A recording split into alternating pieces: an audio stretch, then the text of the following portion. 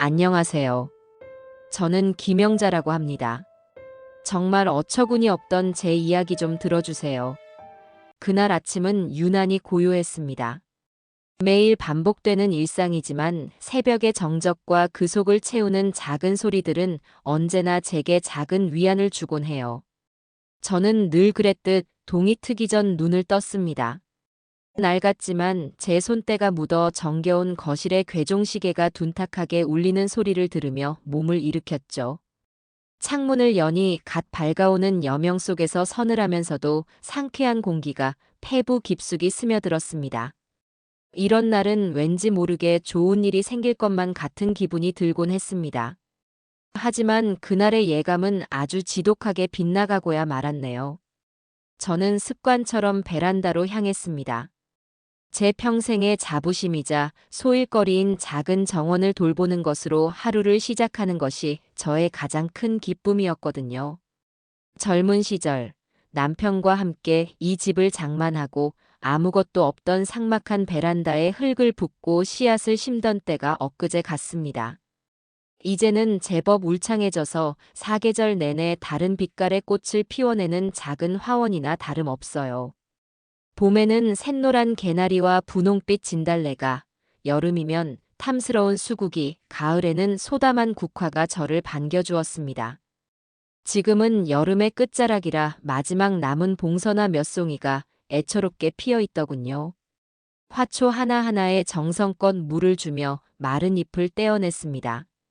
이 작은 생명들은 제가 돌봐주는 만큼 정직하게 자라주었어요. 사람 사이의 관계처럼 복잡하고 어려울 것이 없었죠. 어쩌면 그래서 제가 이토록 화초에 마음을 쏟는지도 모르겠습니다. 한참을 쪼그려 앉아 흙을 고르고 있는데 등 뒤에서 아들 혁태의 목소리가 들렸습니다. 어머니, 일찍 일어나셨네요.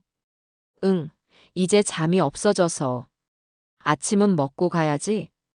혁태는 제 하나뿐인 아들입니다. 일찍 남편을 여의고 저 혼자 힘으로 반듯하게 키워냈다고 자부하는 아들이었죠. 성품이 서글서글하고 마음이 여려 어딜 가나 좋은 사람이라는 소리를 듣는 아이였어요. 하지만 그 무른 성품이 때로는 제 속을 답답하게 만들기도 했습니다. 특히 제 며느리 강연주와 관련된 일이라면 더욱 그랬지요. 네, 어머니. 국 냄새가 좋네요. 저는 아들을 위해 어젯밤부터 푹 끓여놓은 소고기 묵국을 데워 아침상을 차렸습니다. 혁태는 말없이 밥을 먹기 시작했어요. 저는 맞은편에 앉아 그런 아들의 얼굴을 가만히 들여다보았습니다. 30 중반을 넘긴 나이지만 제 눈에는 아직도 물가에 내놓은 어린아이 같기만 합니다. 혁태야, 연주는 아침 먹고 갔니?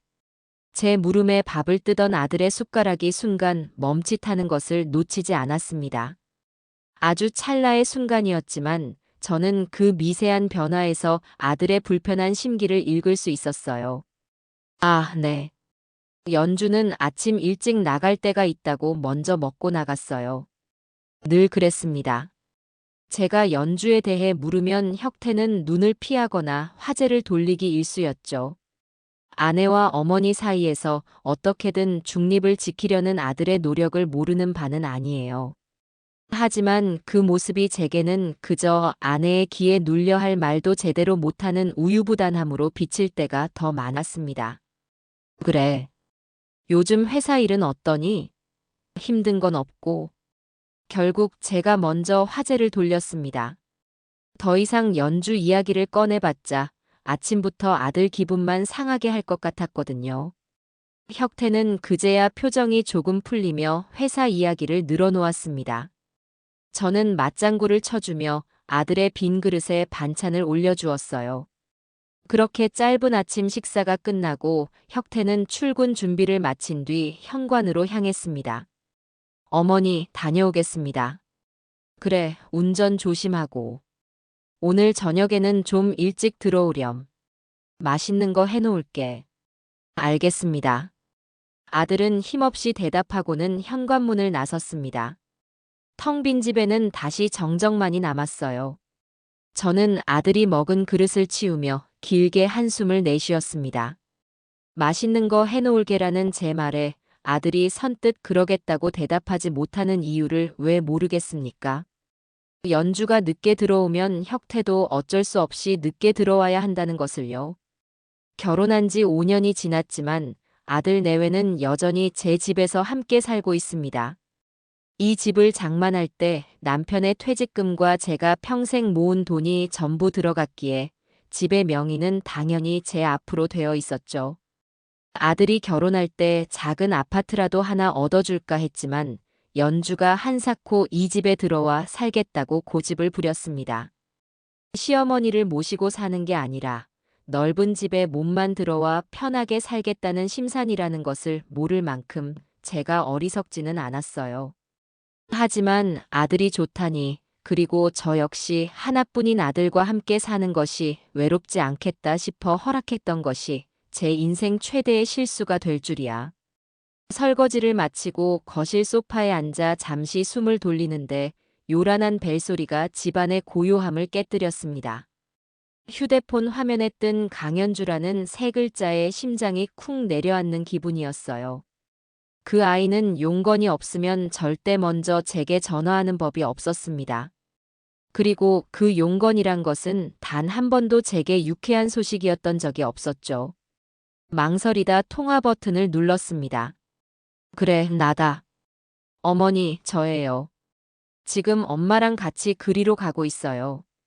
수화기 너머로 들려오는 연주의 목소리는 평소보다 더 차갑고 딱딱했습니다. 그리고 그 내용 또한 제 상식으로는 이해할 수 없는 것이었어요. 뭐, 사돈이랑 같이? 갑자기 무슨 일인데 그러니? 가서 말씀드릴게요. 그보다 문 열어두세요. 짐이 좀 많거든요. 연주는 제 질문에는 대답도 하지 않고 자신의 요구사항만 통보하듯 말했습니다. 그리고 제가 무언가 더 물어볼 틈도 없이 전화는 일방적으로 끊겼습니다. 뚜. 규칙적으로 울리는 신호음이 마치 제 심장에 못을 박는 소리처럼 들렸어요. 사돈이랑 같이 온다니, 그것도 짐을 많이 들고서. 도대체 무슨 속셈인 걸까요? 어젯밤 내일 드릴 말씀이 있으니 집에 꼭 계세요라던 연주의 말이 머릿속을 스쳐 지나갔습니다. 그 드릴 말씀이라는 것이 바로 이것이었나 봅니다. 끊어진 전화기를 한참이나 손에 들고 서 있었습니다. 불안한 마음이 걷잡을 수 없이 커졌어요. 평화롭던 아침의 기운은 온데간데 없이 사라지고 끈적하고 불쾌한 예감이 온몸을 휘감았습니다.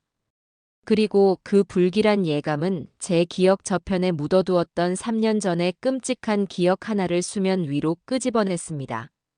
남편의 3주기 제삿날이었어요. 저는 이른 아침부터 시장에 가서 가장 좋은 과일과 생선을 골라 정성껏 제사 음식을 장만했습니다. 시누이들과 동서들도 모두 와서 일손을 거들었죠. 남편이 살아생전 좋아했던 육전과 동태전을 부치고 삼색나물을 무치고 뽀얀 탕국을 끓이며 우리는 떠나간 사람에 대한 그리움을 나누었습니다. 온 집안의 고소한 기름 냄새와 향내음이 은은하게 퍼지고 마침내 모든 준비를 마친 뒤 경건한 마음으로 제사상을 차렸습니다. 그때였습니다. 현관문이 벌컥 열리더니 당시 결혼한 지 갓 1년이 넘었던 며느리 연주가 들어왔어요. 그 아이는 약속된 시간보다 2시간이나 늦게 나타났으면서도 미안한 기색 하나 없었습니다. 그것만으로도 속이 부글부글 끓는데 복장은 더욱 가관이었죠. 모두가 검은색이나 어두운 색의 단정한 옷차림을 하고 있는데 혼자만 무릎 위로 한 뼘은 올라오는 짧은 원피스에 새빨간 가방을 들고 나타난 겁니다. 그 모습에 친척들의 낯빛이 모두 굳어지는 것이 보였어요. 아이고, 차가 막혀서 좀 늦었네요. 음식은 다 준비됐나 봐요? 연주는 아무렇지도 않게 말하며 부엌으로 들어오더니 손에 들고 있던 커다란 피자 상자를 식탁 위에 턱 올려놓았습니다. 시누이가 놀라서 아가, 그게 뭐니? 하고 묻자 연주의 입에서 제 평생 잊지 못할 대답이 흘러나왔습니다. 어머님, 아버님도 맨날 똑같은 밥이랑 탕만 드시면 질리실 거 아니에요? 요즘 조상님들은 피자 좋아하신대요. 제가 제일 비싼 걸로 사왔어요. 그 순간 집안의 공기가 얼어붙었습니다. 모두가 경악해서 연주를 쳐다보았지만 정작 그 아이는 뭐가 잘못되었는지 전혀 모르는 얼굴이었어요. 되레 자신의 센스에 만족한다는 듯 의기양양한 표정까지 지어 보였습니다. 보다 못한 시동생이 형수님, 저게 제정신입니까? 어떻게 제사상에 피자를 올릴 생각을 하세요? 라며 언성을 높이자 연주는 조금도 지지 않고 맞받아쳤었어요. 아니, 생각이 왜 그렇게 꽉 막히셨어요? 시대가 어느 땐데 아직도 그런 구시대적인 발상에 얽매여 사세요? 마음이 중요한 거 아닌가요? 뭐라고? 이게 마음의 문제야? 예의의 문제지. 점점 언성이 높아지고 험악한 분위기가 되자 혁태가 안절부절 못하며 나섰습니다. 자자, 다들 그만하세요. 연주 씨도 좋은 뜻으로 사온 건데 다들 너무 그러지 마세요. 그냥 우리끼리 먹으면 되잖아요. 저는 그 순간 아들에게 너무나도 실망했습니다. 아내의 잘못을 따끔하게 지적하고 바로잡아야 할 사람이 오히려 아내를 감싸며 어물쩍 넘어가려고만 하고 있었으니까요. 친척들 앞에서 창피하고 분해서 얼굴이 화끈거렸습니다. 하지만 저는 차마 소리를 지를 수가 없었어요. 남편의 제삿날에 아들 내외가 싸우는 꼴을 보이고 싶지 않았고 이제 막 결혼한 아들의 체면을 깎아내리고 싶지도 않았습니다. 결국 저는 아무 말도 하지 못하고 화를 속으로 삭이며 돌아섰습니다. 그날 저는 제사상 앞에서 절을 올리며 남편의 영정 사진을 보고 하염없이 눈물만 흘렸습니다. 여보, 내가 사람을 잘못 들였나 봐요. 내가 아들 교육을 잘못 시켰나 봐요. 마음속으로 수백 번을 외쳤지만 입 밖으로 내지는 못했죠. 그렇게 묻어두었던 기억이 왜 하필 지금 떠올랐을까요? 끊어진 전화기를 든 채 소파에 못 박힌 듯 서 있던 저는 깨달았습니다.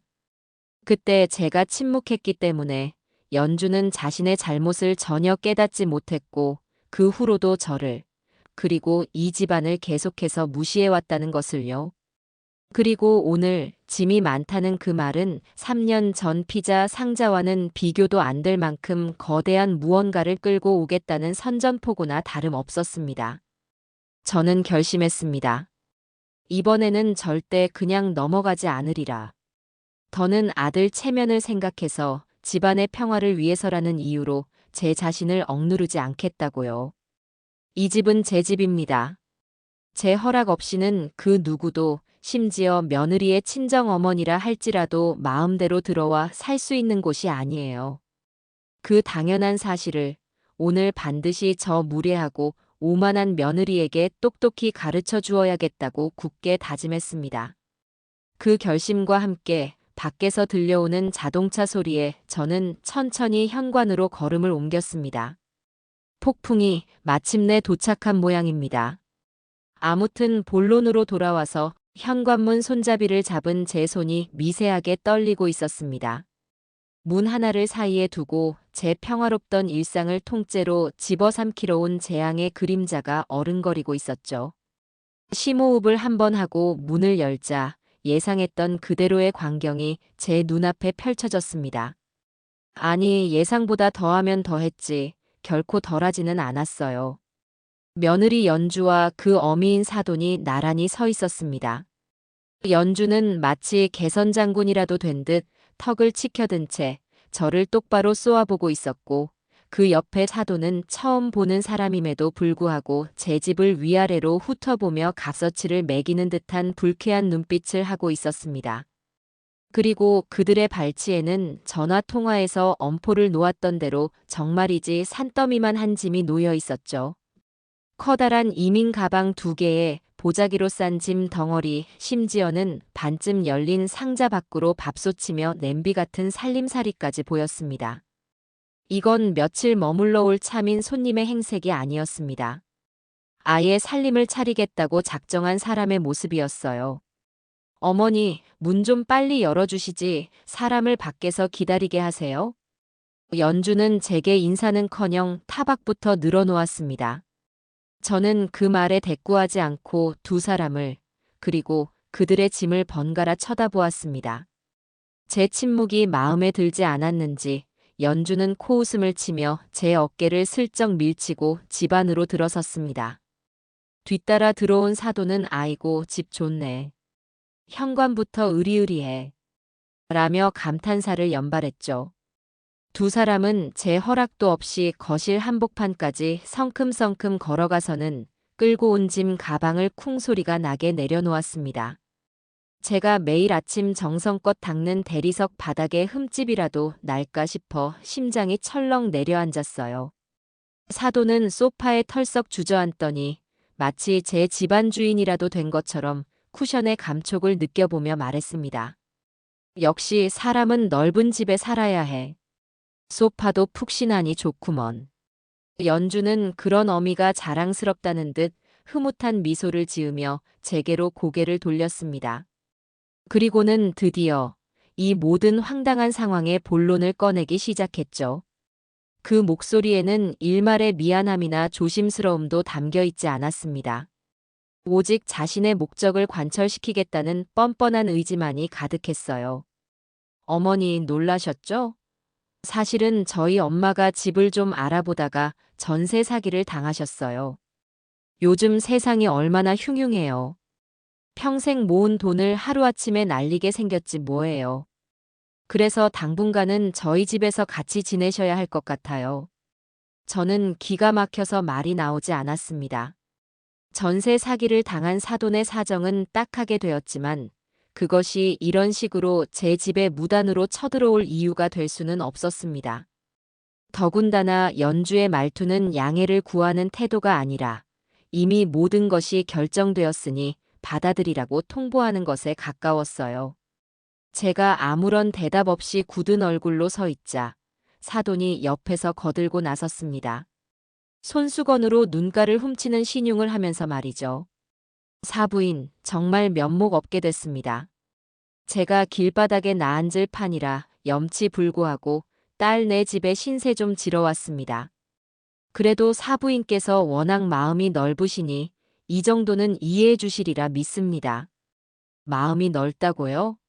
제 마음이 넓은지 좁은지 어떻게 알고 저렇게 함부로 재단하는 것인지 어이가 없었습니다. 그들은 저를 자신들의 편의를 위해 이용할 수 있는 그저 마음씨 좋은 늙은이 정도로만 생각하고 있는 것이 틀림없었어요. 제 안에서 무언가 차갑고 단단한 것이 꿈틀거리기 시작했습니다. 이대로 저들의 페이스에 휘말려서는 안 된다. 정신을 똑바로 차려야 한다. 저는 천천히 입을 열었습니다. 최대한 감정을 배제하고 사실만을 이야기하려고 노력했어요. 사돈의 사정은 안타깝게 되었네요. 하지만 이런 중대한 일을 저와 한마디 상의도 없이 결정해서 통보하는 건 경우가 아니라고 생각합니다. 제 말에 연주의 표정이 싸늘하게 굳어졌습니다. 경우요? 어머니, 지금 저희 엄마가 전 재산을 날리고 길거리에 나앉게 생겼다는데 경우 따질 시간이 어디 있어요? 피부치가 어려움에 처했는데 돕는 게 당연한 거 아니에요? 피부치라니. 사돈은 너의 어머니이지 내 피부치는 아니야. 그리고 도움을 청하는 사람의 태도가 어째서 이리도 당당한지 나는 이해할 수가 없구나. 제 반박에 연주는 잠시 할 말을 잃은 듯 입술을 깨물었습니다. 그 옆에 앉아있던 사돈이 대신 나섰습니다. 사부인, 말씀이 좀 지나치시네요. 그래도 우리가 이제 한 식구나 다름없는 사이인데 어떻게 그렇게 선을 그으세요? 연주가 사부인 댁 며느리로 들어온 이상 저도 이 집 식구 대접은 받아야 하는 거 아닙니까? 한 식구 대접. 그 말이 제 귀에는 너무나도 기만적으로 들렸습니다. 지난 5년간 단 한 번도 제게 안부 전화 한 통 없던 사람들이었습니다. 그러다 자신들이 급하고 아쉬워지니 이제 와서 한 식구 운운하는 그 뻔뻔함에 치가 떨렸어요. 사돈, 저는 사돈을 가족으로 받아들일 준비가 아직 되지 않았습니다. 그리고 이 집은 엄연히 제 명의로 된 제 집입니다. 제가 허락하지 않는 한 그 누구도 이곳에서 함께 살 수 없어요. 혁태는 이 사실을 알고 있습니까? 저는 아들의 이름을 꺼냈습니다. 아무리 아들이 우유부단해도 자신의 어머니를 내쫓고 장모를 들릴 만큼 막되먹은 녀석은 아닐 거라고 믿고 싶었어요. 하지만 제 마지막 희망을 비웃기라도 하듯 연주는 팔짱을 끼며 당당하게 말했습니다. 혁태 씨요? 당연히 알죠. 아니, 남편한테 이런 일 하나하나 허락받고 보고해야 해요? 제가 이 집 며느리고 혁태 씨 아내인데. 남편이 벌어오는 돈으로 같이 사는 집인데 저한테도 권리가 있는 거 아니냐고요. 권리라니 무슨 권리를 말하는 거야? 어머니도 참 답답하시네. 이 집 어차피 나중에는 전부 혁태 씨한테, 아니 우리 부부한테 물려주실 거잖아요. 그거 조금 먼저 당겨서 저희 엄마 방 한 칸 내어드리는 게 그렇게 아까우세요? 어차피 비어있는 방이기도 하고요. 연주는 손가락으로 예전에 혁태가 총각 시절 쓰던 작은 방을 가리켰습니다. 지금은 제가 손님용으로 쓰거나 다림질 같은 자잘한 살림을 하는 공간이었죠. 그들은 이미 제 집의 구조까지 파악하고 어느 방을 차지할지 계획까지 세워놓고 온 것이었습니다. 소름이 끼칠 정도의 치밀함과 뻔뻔함이었어요. 저는 더 이상 이들과 말을 섞는 것이 무의미하다는 것을 깨달았습니다. 대화로 풀 수 있는 문제가 아니었어요. 그들은 자신들의 행동이 무엇이 잘못되었는지 전혀 인지하지 못하고 있었고, 오직 자신들의 목적을 달성하기 위해 저를 윽박지르고 회유할 뿐이었습니다. 나는 허락한 적 없습니다. 이만 그 짐들 가지고 돌아가 주세요. 저는 차갑게 말하며 현관문을 가리켰습니다. 제 단호한 태도에 연주와 사돈의 얼굴이 순간 굳어지는 것이 보였어요. 잠시 정적이 흘렀습니다. 거실의 괴종시계가 째깍거리는 소리만이 유난히 크게 들리는 듯 했습니다. 사돈이 먼저 입을 열었습니다. 아까와는 달리 목소리에 날이 서 있었죠. 사부인, 정말 이렇게까지 하실 겁니까? 우리가 오죽하면 이랬겠어요. 딸 가진 죄로 이 늙은이가 사부인 앞에서 무릎이라도 꿇어야 만족하시겠어요? 무릎이라도 꿇겠다니요. 그 말은 진심 어린 사과가 아니라 저를 인정머리 없는 악독한 시어머니로 몰아가기 위한 계산된 협박이었습니다. 제가 만약 그 말에 마음이 약해져 어떻게 그런 말씀을 하세요라고 말하는 순간 그들은 기다렸다는 듯이 그럼 저희 엄마 여기서 지내도 되는 거죠? 라며 제 동의를 얻어낼 셈이었겠죠. 저는 그런 유치한 수에 넘어갈 만큼 어리석지 않았습니다. 무릎 꿇을 필요 없습니다. 그저 이 집에서 나가주시면 됩니다. 사돈의 거처 문제는 우리 집이 아니라 사돈의 아드님이나 다른 자녀들과 상의하셔야 할 문제입니다. 제가 연주에게 오빠가 하나 있다는 사실을 알고 던진 말이었습니다. 그러자 연주가 발끈하며 소리쳤습니다. 어머니, 지금 저희 오빠 들먹이시는 거예요? 새언니가 어떤 사람인 줄 아시면서 그 집에 저희 엄마가 어떻게 들어가서 살아요? 그건 그 집 사정이지 내 알 바 아니야.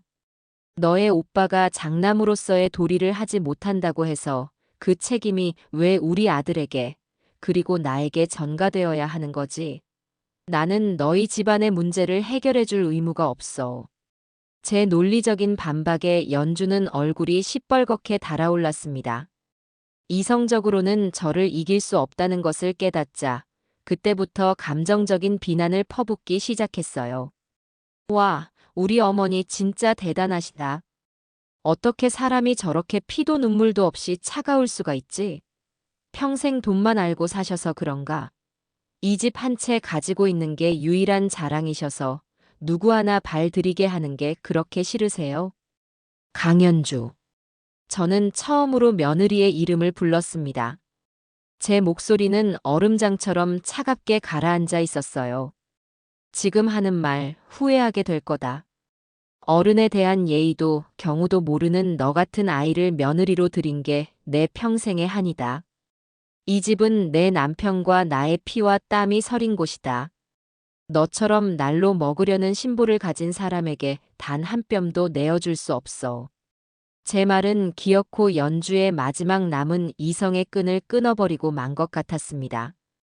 연주의 눈에 살기마저 어리는 것이 보였어요. 옆에 있던 사돈이 연주야, 참아라. 저 할망구랑 말 섞어봐야 입만 아프다. 라며 연주의 팔을 잡았지만 연주는 그 손을 뿌리치고 제게 한 발짝 더 다가섰습니다. 상황이 걷잡을 수 없는 방향으로 흐르고 있다는 것을 직감했습니다. 이 폭풍의 눈 한가운데서 저는 혼자였습니다. 저는 한 걸음 뒤로 물러섰습니다. 하지만 연주는 그만큼 더 제게 다가왔죠. 금방이라도 제게 달려들 것처럼 이글거리는 눈으로 저를 노려보고 있었습니다. 그 모습은 제가 알던 며느리가 아니라 먹이를 앞에 둔 굶주린 짐승 같았어요. 저는 두려움을 느끼는 대신 오히려 마음이 차갑게 식어가는 것을 느꼈습니다. 이제 정말 돌이킬 수 없는 강을 건너고 있다는 예감이 들었죠. 어머니, 제가 마지막으로 여쭤볼게요. 정말 저희 엄마 이 집에서 못 살게 하실 거예요? 연주의 목소리는 협박과 애원이 기묘하게 뒤섞여 있었습니다. 하지만 그 저희를 모를 리 없는 저는 단호하게 고개를 저었습니다. 그렇다. 안 되는 건 안 되는 거야. 어서 돌아가거라.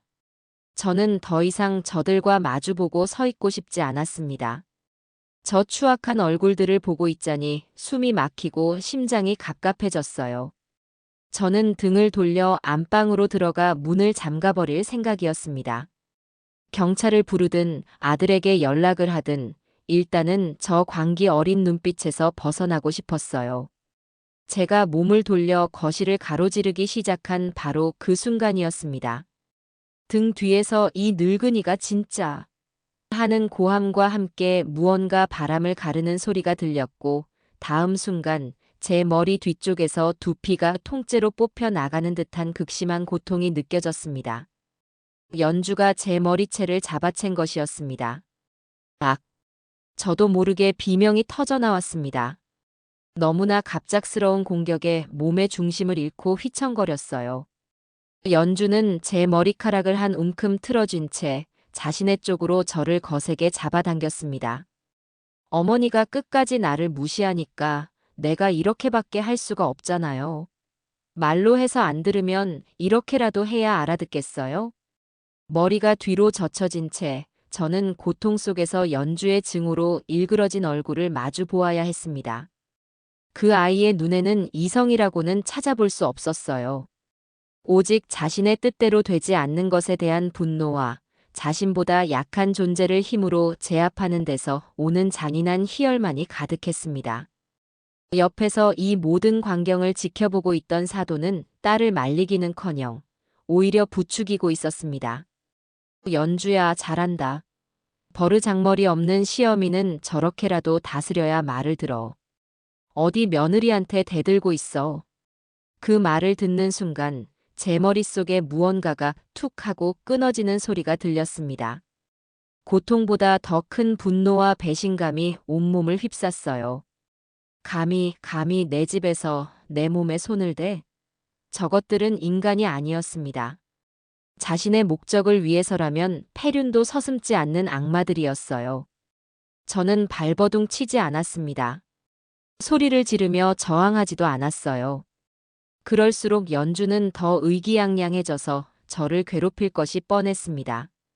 대신 저는 고통을 참으며 주머니에 넣어두었던 휴대폰을 향해 천천히 손을 뻗었습니다. 평소 외출할 때 입는 조끼를 집에서도 입고 있는 습관이 이렇게 도움이 될 줄이야. 다행히 휴대폰은 조끼 주머니 깊숙한 곳에 들어 있었어요. 연주는 제가 반항하지 않고 순순히 잡혀있자 의아한 표정을 지었습니다. 뭐예요? 이제 포기하신 거예요? 진작 이렇게 나올 것이지. 그러니까 좋게 말할 때 방 하나 내주면 아무 일 없었잖아요. 마치 자신이 승리라도 한 것처럼 의기양양하게 말하는 연주를 보며 저는 속으로 냉소를 지었습니다. 그래, 마음껏 떠들어라. 너의 그 오만함이 너를 지옥으로 이끌게 될 테니. 제 손가락은 마침내 휴대폰의 옆면에 있는 단축 버튼을 찾아냈습니다. 위급 상황을 대비해 112 긴급 신고로 설정해 둔 버튼이었죠. 저는 모든 힘을 모아 그 버튼을 길게 꾹 눌렀습니다. 신호가 제대로 갔을까? 경찰이 내 위치를 추적할 수 있을까? 짧은 순간 수만 가지 생각이 머리를 스쳐 지나갔지만 제 얼굴에는 어떤 표정도 드러내지 않으려 애썼습니다. 이제 그만 이 손 놓지? 머리카락 다 뽑히겠다. 제가 최대한 태연하게 말하자 연주는 피식 웃으며 제 머리를 잡았던 손을 거칠게 놓았습니다. 그 바람에 저는 또 한 번 휘청거리며 바닥에 주저앉을 뻔했어요. 수십 개의 바늘이 동시에 두피를 찌르는 듯한 통증이 몰려왔지만 저는 이를 악물고 버텼습니다. 바닥에는 제 머리카락이 한 움큼 떨어져 흩어져 있었습니다. 그 처참한 광경을 보니 더 이상 저들을 용서해서는 안 되겠다는 확신이 들었습니다. 그래, 이제 좀 말이 통하네. 그럼 엄마 짐은 저쪽 방으로 옮길게요. 어머니도 이사하는 셈 치고 방 정리 좀 도와주시죠? 연주는 아무 일도 없었다는 듯, 아니, 자신이 완벽하게 승리했다는 듯 뻔뻔하게 말하며 사돈과 함께 짐을 옮기기 시작했습니다. 그들은 제 존재는 완전히 무시한 채 어느 벽에 침대를 놓고 어느 곳에 옷장을 둘지 의논하며 웃고 떠들기까지 했어요. 그 모습을 멍하니 바라보던 저는 제 손에 아직 머리카락 몇 올을 쥐고 있는 것을 발견했습니다. 연주가 제 머리를 놓을 때 함께 뽑혀 나온 것이었죠. 저는 그것을 조용히 주머니에 넣었습니다. 이것은 단순한 머리카락이 아니었어요. 저들이 저지른 끔찍한 범죄의 증거물이었습니다. 얼마나 지났을까요? 5분? 아니, 10분? 제게는 영원처럼 느껴지는 시간이 흐른 뒤 현관문 밖에서 희미하게 사이렌 소리가 들려오기 시작했습니다. 그 소리는 점점 더 가까워졌고 마침내 저희 집 바로 앞에서 멈췄습니다. 짐을 나르던 연주와 사돈도 그 소리를 들었는지 하던 행동을 멈추고 의아한 표정으로 창밖을 내다보았어요. 무슨 일이야? 이 동네에 웬 경찰차가 다 오고. 사돈이 고개를 갸웃거리며 말했습니다. 바로 그때 현관문에서 다급한 노크 소리가 들려왔습니다. 똑똑똑. 경찰입니다. 안에 무슨 일 있습니까? 그 소리에 연주와 사돈의 얼굴이 하얗게 질리기 시작했습니다. 두 사람의 시선이 동시에 제게로 향했어요. 저는 바닥에 떨어진 제 머리카락들을 발로 조용히 소파 밑으로 밀어넣으며 태연하게 말했습니다. 글쎄, 누가 신고라도 했나 보지. 연주는 그제야 모든 상황을 파악했는지 믿을 수 없다는 얼굴로 저를 보며 부들부들 떨었습니다. 어머니, 설마 어머니가 신고하신 거예요? 자기 며느리를 경찰에 신고해요? 며느리라니. 나는 내 집에 무단으로 쳐들어와서 내 몸에 손을 댄 사람을 신고했을 뿐이다. 제 차가운 대답에 연주는 할 말을 잃고 말았습니다. 쾅쾅쾅. 문을 두드리는 소리는 더욱 거세졌습니다. 저는 자리에서 일어나 천천히 현관으로 걸어갔습니다.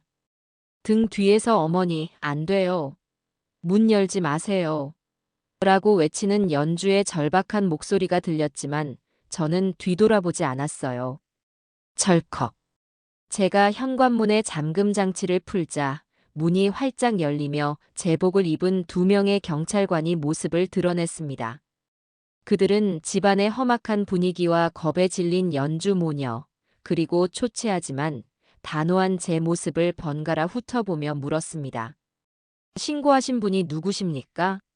집안에서 위급한 상황이 발생했다는 신고가 접수됐습니다. 저는 경찰관의 눈을 똑바로 바라보며 제 뒤에 서 있는 연주를 손가락으로 가리켰습니다. 접니다. 제가 신고했습니다.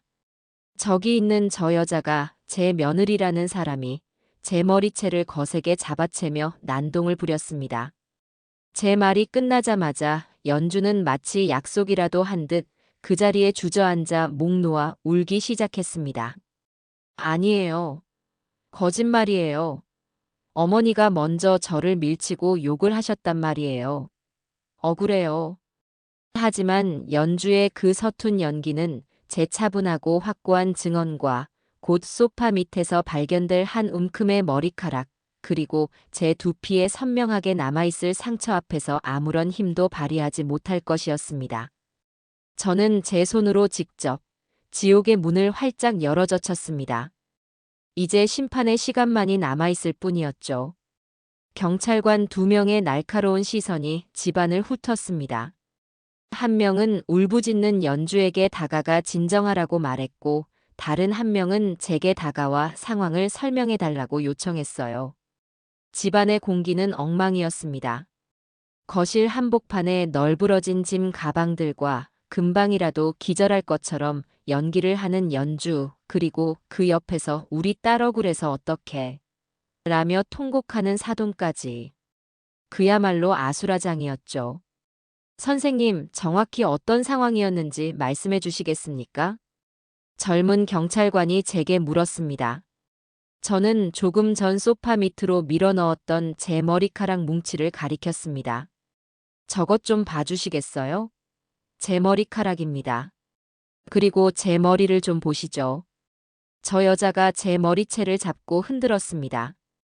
이유는 단 하나, 자신의 어머니를 이 집에 들이라는 요구를 제가 거절했기 때문입니다. 제 차분한 목소리에 경찰관의 표정이 심각해졌습니다. 그는 고개를 끄덕이며 다른 경찰관에게 눈짓을 했고, 그 경찰관은 장갑을 낀 손으로 조심스럽게 머리카락 뭉치를 증거물 봉투에 담았습니다. 그 광경을 본 연주의 울음소리가 더욱 커졌습니다. 아니라고요. 저건 어머니가 혼자 그런 거예요. 저를 함정에 빠뜨리려고. 제가 언제 어머니 머리채를 잡았다고 그래요. 연주는 이제 막무가내로 우기기 시작했습니다. 하지만 경찰은 그런 어설픈 거짓말에 속아 넘어갈 만큼 어수룩하지 않았어요. 강연주 씨라고 하셨죠? 일단 진정하시고 자세한 이야기는 서에 가서 하셔야겠습니다. 임의동행을 요구합니다. 어머님께서도 같이 가주셔야겠습니다. 경찰의 단호한 말에 사돈이 벌떡 일어났습니다. 아니, 우리 딸을 지금 범죄자 취급하는 거예요? 피해자는 우리 딸인데. 저 늙은이가 먼저 우리를 밀치고 행패를 부렸다고요. 그 부분에 대해서는 양쪽의 진술을 다 들어보고 판단하겠습니다. 일단 같이 가시죠. 결국 연주와 사돈은 경찰의 손에 이끌려 집 밖으로 나갔습니다. 연주는 끌려나가는 마지막 순간까지도 어머니, 어떻게 저한테 이러실 수 있어요? 후회하게 될 거예요. 라며 악을 썼습니다. 저는 그 모습을 차가운 눈으로 지켜볼 뿐이었습니다. 후회? 그래, 후회하게 될 거다. 하지만 그건 내가 아니라 바로 너일 것이다. 저 역시 조사를 받기 위해 경찰차에 올라탔습니다. 차가 출발하고 집이 멀어지는 것을 보며 저는 길게 숨을 내쉬었습니다. 제 평생 경찰서 문턱을 넘어볼 일이 있을 거라고는 상상도 하지 못했어요. 하지만 조금도 두렵거나 떨리지 않았습니다. 오히려 오랫동안 막혀있던 무언가가 뻥 뚫리는 듯한 후련함마저 느껴졌죠. 경찰서에 도착하니 분위기는 더욱 살벌했습니다.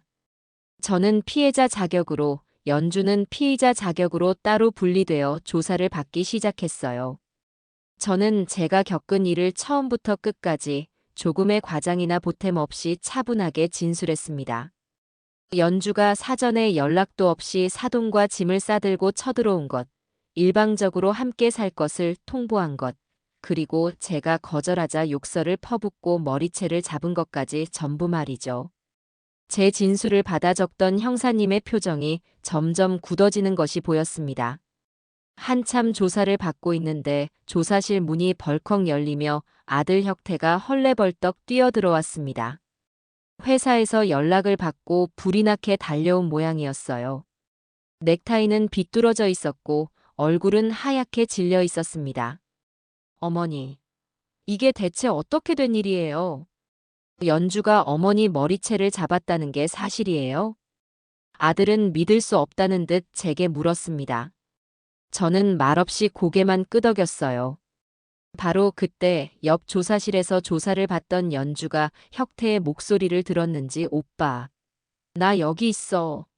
나 좀 살려줘. 라며 울부짖기 시작했습니다.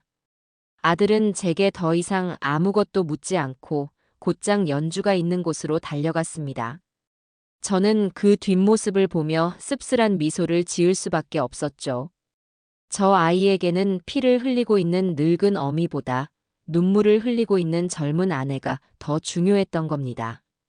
잠시 후 혁태가 연주를 데리고 제게로 왔습니다. 연주는 아들의 팔에 매달려 서럽게 울고 있었고 눈가는 새빨갛게 충혈되어 있었어요. 하지만 그 눈물 속에서 저는 미세한 승리감과 안도감을 읽었습니다. 혁태가 자기 편이라는 것을 확인한 데서 오는 안도감이겠죠. 어머니, 제발 이쯤에서 그만하세요. 혁태는 제 앞에 서서 애원하기 시작했습니다. 그 목소리는 저를 걱정하는 것이 아니라 이 상황을 빨리 수습하고 싶어 안달이 난 사람의 것이었어요. 연주가 잘못한 거 알아요. 100번 잘못했죠. 하지만 그렇다고 어떻게 며느리를 경찰에 신고까지 하세요? 집안 망신이에요, 어머니. 동네 사람들이 알면 저희 얼굴 들고 어떻게 살아요? 얼굴을 들고 어떻게 사냐고요? 그 말에 저는 실소하고 말았습니다. 지금 제 아들은 제 고통이나 상처보다 남들의 시선과 체면을 더 걱정하고 있었습니다. 그래서 내가 어떻게 하길 바라니? 제가 차갑게 묻자 혁태는 기다렸다는 듯이 말했습니다. 처벌 불원서 써주세요. 연주도 지금 충분히 반성하고 있으니 어머니께서 용서해 주시면. 반성? 저는 울고 있는 연주를 쳐다보았습니다. 그 아이는 제 시선을 피하며 혁태의 등 뒤로 숨었어요. 저게 반성하는 사람의 태도일까요? 아니요. 저건 그저 위기를 모면하기 위한 비겁한 연극일 뿐이었습니다. 나는 용서할 생각이 없다. 그리고 저 아이는 조금도 반성하고 있지 않아. 지금 이 순간에도 자신의 잘못이 무엇인지 깨닫지 못하고 그저 이 상황을 어떻게 벗어날까 궁리만 하고 있을 거다. 어머니, 제발요. 연주가 잠깐 이성을 잃고 실수한 거잖아요. 네. 제가 어머니께 앞으로 정말 잘할게요. 연주 교육도 제가 똑바로 시킬게요. 그러니까 이번 한 번만 제 체면을 봐서라도. 아들은 이제 제게 애걸복걸하기 시작했습니다. 그 모습이 너무나도 한심하고 비참해서 저는 더 이상 보고 있을 수가 없었어요. 저는 자리에서 벌떡 일어났습니다. 그리고 제 인생에서 가장 차갑고 단호한 목소리로 제 아들과 며느리에게 선언했습니다. 김혁태, 너는 내 아들이지만 오늘은 정말 실망스럽구나. 네 엄마가 젊은 여자에게 머리채를 잡히고 그런 험한 꼴을 당했는데 잘못한 사람을 벌하기는커녕 피해자인 나에게 용서를 강요하고 있어. 너는 아들로서의 자격도 남편으로서의 자격도 없다. 제 말에 혁태의 얼굴이 하얗게 굳었습니다. 저는 이어서 연주를 향해 말했습니다. 그리고 강연주. 똑똑히 들어라. 나는 오늘부로 너를 내 며느리로 인정한 것을 철회한다. 너는 시어미의 머리채를 잡아챈 죄인일 뿐이야.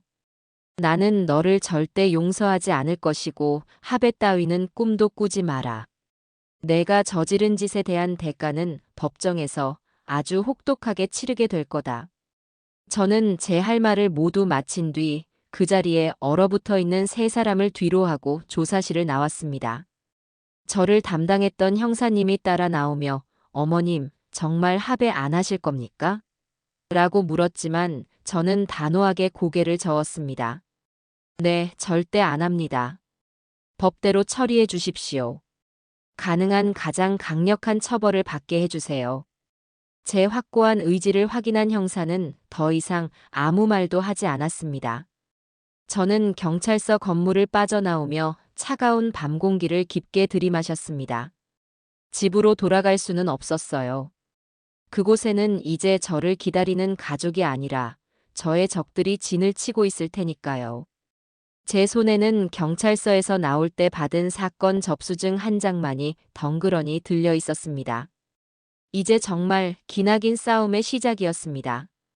그리고 저는 이 싸움에서 절대로 지지 않을 것이라고 차가운 밤하늘에 홀로 맹세했습니다. 경찰서의 차가운 철문을 등지고 나선 제게 남은 것은 아무것도 없었습니다.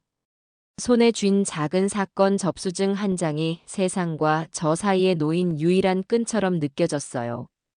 밤 공기는 차갑고 거리를 오가는 자동차들의 불빛은 어지러웠습니다. 저는 어디로 가야 할지 알 수 없었습니다.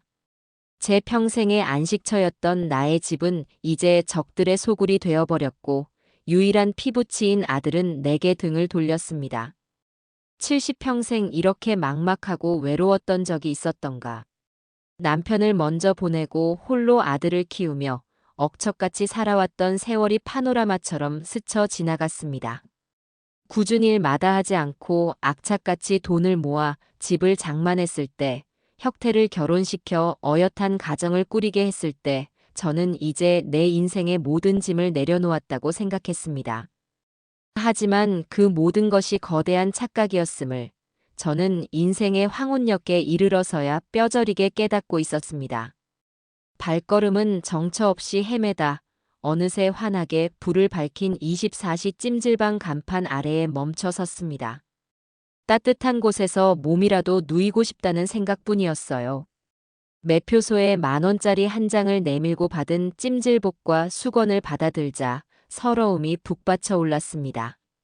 내 집을 놔두고 이런 곳에서 하룻밤 신세를 져야 한다는 사실이 기가 막혔죠. 퀴퀴한 냄새가 나는 찜질복으로 갈아입고 수면실로 들어서자 이미 수십 명의 사람들이 저마다의 고단함을 짊어진 채 잠을 청하고 있었습니다.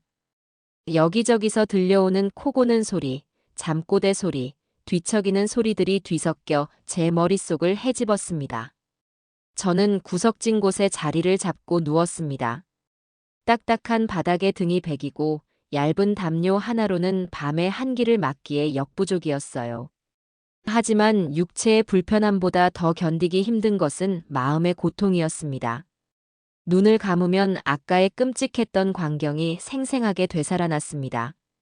내 머리채를 잡아채던 연주의 증오에 찬 눈빛, 딸의 악행을 부추기던 사돈의 잔인한 미소, 그리고 무엇보다 나를 외면하고 아내의 편에 서서 용서를 강요하던 아들 혁태의 비겁한 얼굴까지.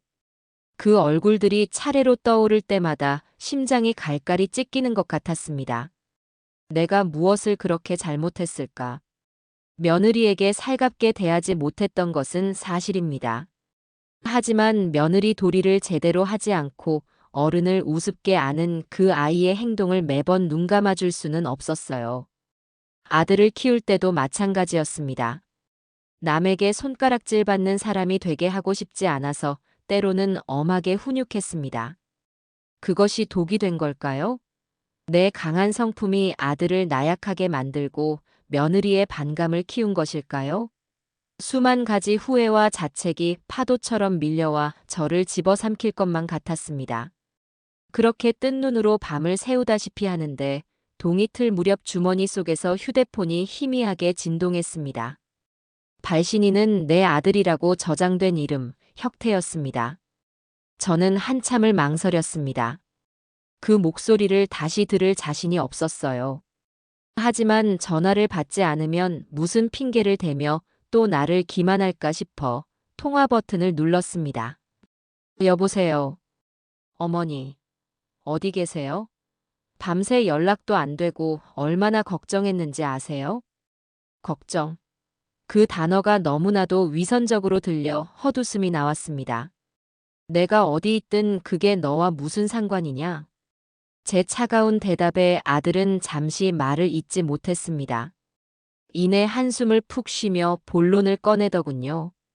어머니, 일단 좀 진정하시고 제 말 좀 들어보세요. 지금 집에는 들어오시면 안 될 것 같아요. 뭐라고? 연주가 지금 상태가 너무 안 좋아요. 어제 경찰서에서 온 뒤로 계속 울고불고 난리예요. 자기가 무슨 짓을 했는지도 모를 만큼 흥분해서 어머니 보시면 또 무슨 일이 생길지 몰라요. 그러니까 어머니 안전을 위해서라도 며칠만 밖에 계시면 안 될까요? 저는 제 귀를 의심했습니다. 아들은 지금 가해자의 안위를 걱정하며 피해자인 제게 집을 비우라고 요구하고 있었습니다. 심지어 그것이 어머니의 안전을 위해서라는 뻔한 거짓말로 포장해서 말이죠. 분노로 온몸이 떨려왔습니다. 김혁태, 너는 지금 제정신으로 하는 말이냐? 내 집에서 나를 내쫓고 내 머리채를 잡은 그년을 편들겠다는 거냐? 내가 안전하지 않은 건 그 여자가 내 집에 있기 때문이지 내가 그 집에 들어가기 때문이 아니야.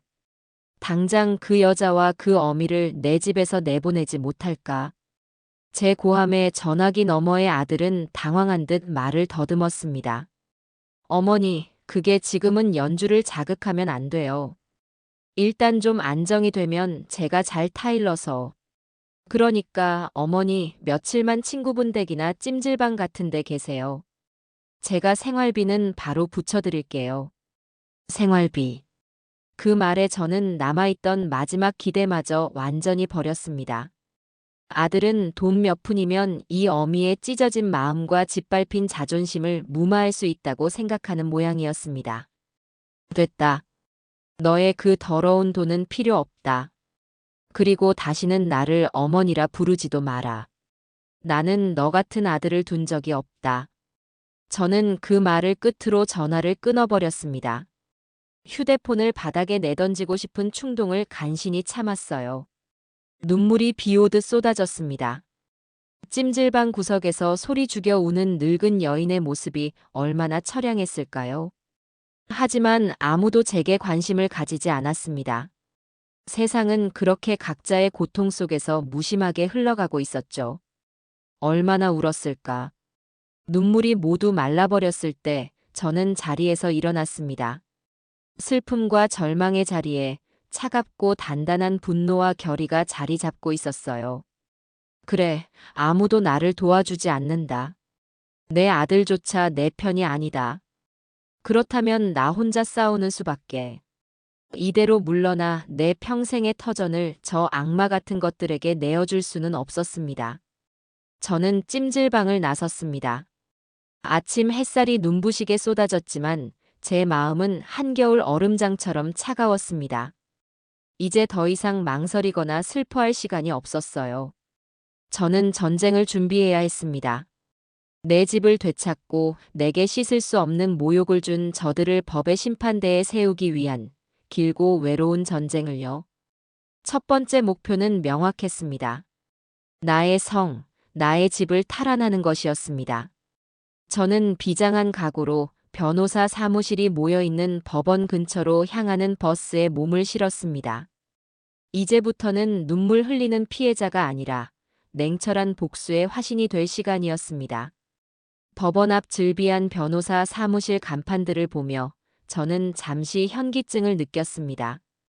평생 법 없이도 살 수 있다고 자부해왔는데 제 발로 이곳을 찾아오게 될 줄이야.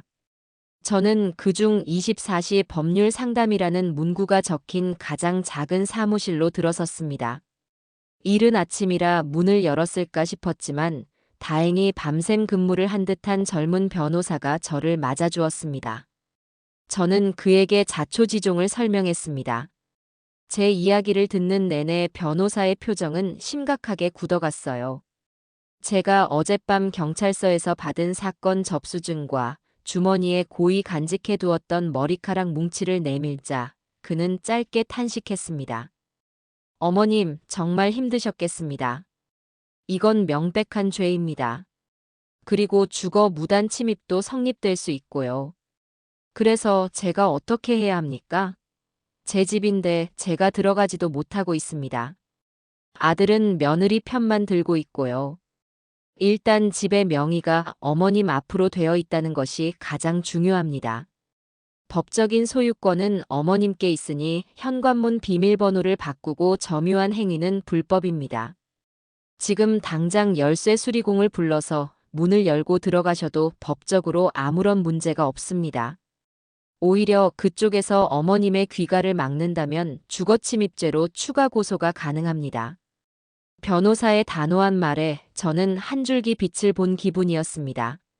저는 그에게 소정의 상담료를 지불하고 감사 인사를 전한 뒤 사무실을 나섰습니다. 그리고는 곧장 철물점으로 향해 가장 튼튼해 보이는 자물쇠와 열쇠 수리공의 전화번호를 받아들었죠. 다시 제 집 앞으로 돌아왔을 때 심장이 세차게 뛰기 시작했습니다. 두려움 때문이 아니었어요. 앞으로 벌어질 일에 대한 긴장감과 제 권리를 되찾겠다는 결연한 의지 때문이었습니다. 저는 열쇠 수리공에게 전화를 걸어 현재 상황을 설명하고 즉시 와달라고 요청했습니다. 10분쯤 지났을까? 작업복 차림의 수리공이 도착했습니다. 그는 굳게 닫힌 현관문을 보더니 제게 정말 괜찮겠냐는 듯 물었습니다. 저는 말없이 고개를 끄덕였어요. 시작해 주십시오. 위잉! 수리공의 전동 드릴 이 굉음을 내며 돌아가기 시작했습니다. 굳게 닫힌 자물쇠를 뚫는 그 소리는 마치 제 반격의 시작을 알리는 우렁찬 포성처럼 들렸습니다.